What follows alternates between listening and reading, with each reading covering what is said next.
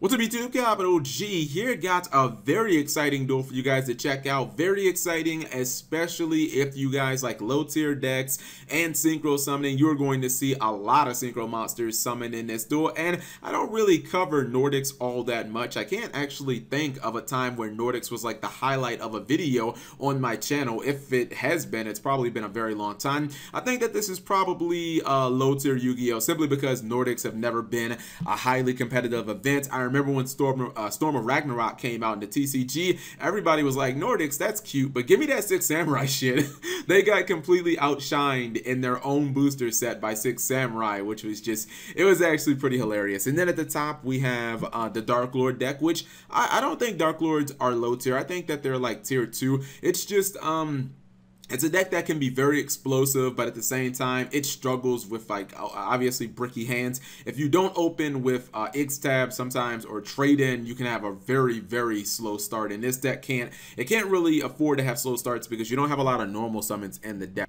All right, let's go ahead and roll this. I think that Nordics are up first, and he opens with 2 copies of Supply Squad, which I feel like Supply Squad can still be a very good card, especially if you have it in multiples. And this is exactly what I was talking about with the Dark Lord deck. It just sometimes you open, he has 6 cards to his name. Obviously, he only has 3 unique cards, and he can't do anything. He has a bunch of high-level monsters, obviously, that he can't normal summon. Then he has 2 copies of Alter, which is the, I guess it's kind of like the Premature Burial / Monster Reborn for Dark Lords, but he doesn't have a graveyard and he doesn't have X-Tab, so his hand is completely dead. And I don't know, without X-Tab or trade-in, man, those opening hands for Dark Lords can be very rough. So he is finally going to get Casting Out, which can get him X-Tab, and then he can finally start going through his deck. So that completely changes the landscape of this duel, because he was about 1 card away from just having a scoop phase. I just completely bricked and can't do anything. His opponent's going to activate that Gleipnir.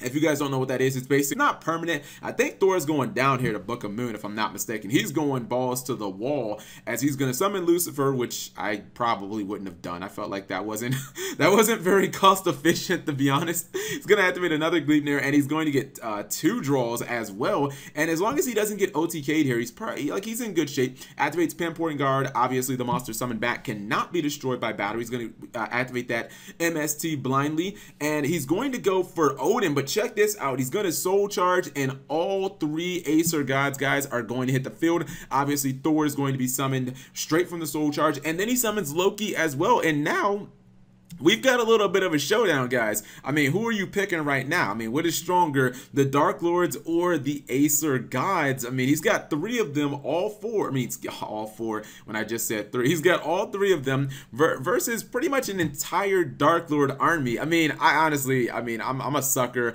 for mythology, so I'm going to go ahead and take the Acer Gods. Now, one of the interesting things is I think Odin is going to be like, look, I don't want to be on this team anymore, so I'm going to go ahead and switch sides. He's going to activate the trap that allows him to basically take Odin, and then he's going to run over Thor. He's going to give him a couple of draws, but obviously he still doesn't, like, he's still not out of the woods, but that is only until the end phase. Thor is going to be summoned back by its own effect, and then Odin's going to come back, and he is pissed off. I think Thor is going to negate everything on the field.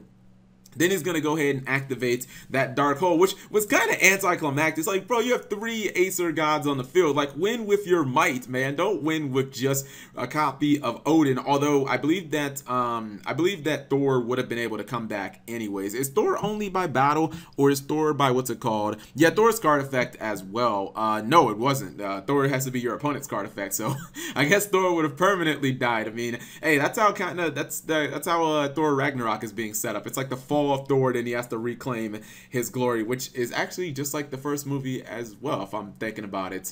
Interesting. Anyways, I hope you guys enjoyed this duel. First time I had ever seen Thor, Loki, and Odin hit the field at the same time. It would have been cooler if it wasn't by Soul Charge, but, you know, obviously Soul Charge and Synchro decks, it's like, you know, bread and butter, icing on the cake. It is pretty much the best card to any Synchro deck. Anyways, if you guys enjoyed the video, please leave a comment letting me know why, or just anything about the video that you enjoyed. Leave a thumbs up on the video if you enjoyed it as well. Thank you guys for watching as always, and subscribe if you have not already.